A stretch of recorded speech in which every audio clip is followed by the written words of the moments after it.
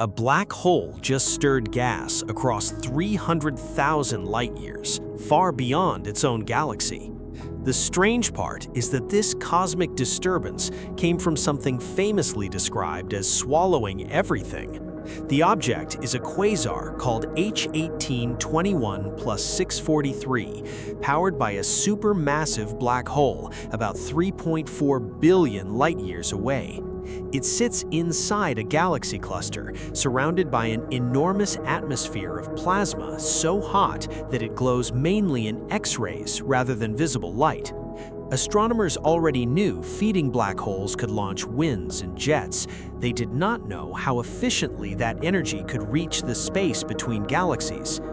Patch would probably classify a black hole as a broken vacuum cleaner, impressive suction, catastrophic exhaust, and absolutely no warranty department. The key question was not whether the quasar released energy, it was how much of that energy actually coupled to the cluster around it. To find out, researchers used XRISM, an X-ray observatory operated by Japan with NASA and European participation, and aimed it at this unusually bright nearby quasar. Its resolve instrument is not a normal camera. It separates incoming X-rays by energy, turning hot cosmic gas into a precise chemical in motion fingerprint. Resolve uses only 36 detector pixels, which gives Patch fewer pixels than a terrible profile photo, but vastly better information about invisible plasma.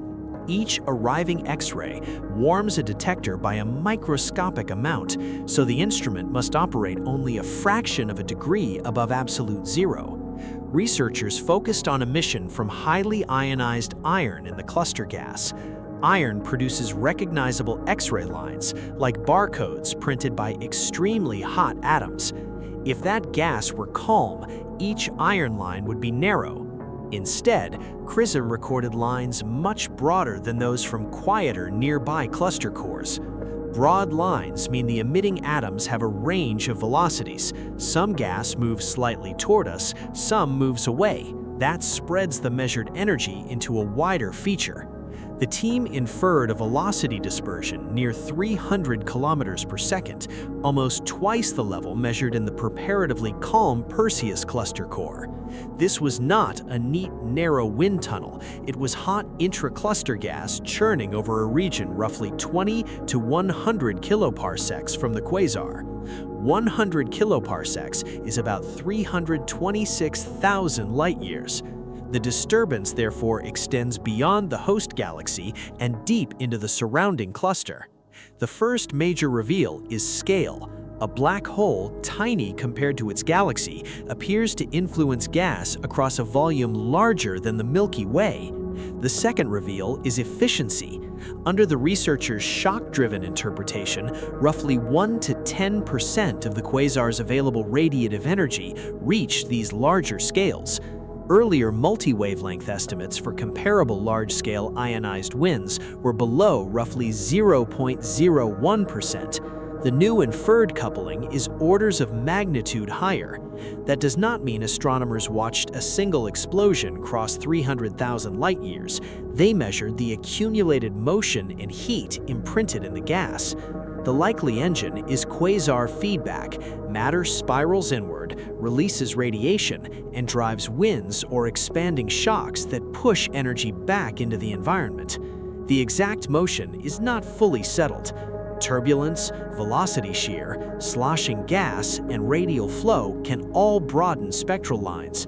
Current data cannot perfectly separate them. So the safest conclusion is not one giant blast. It is that the cluster gas is moving far more vigorously than expected around this quasar. Patch's engineering diagram would be simple. Install one black hole, forget the exhaust duct, and accidentally enable climate control for an entire galaxy cluster. The estimated energy stored in the disturbed gas is comparable to several billion supernova explosions. Less a sound effect, more an accounting problem for the universe. This matters because galaxies cannot grow from gas forever. Heating and stirring can slow cooling, change star formation, and redistribute matter across a cluster. Cosmological simulations already require black holes to couple a few percent of their energy to surrounding gas. Observations have struggled to show that process directly on cluster scales. H1821 plus 643 now provides rare observational support for those high feedback efficiencies, although comparisons with simulation parameters remain approximate.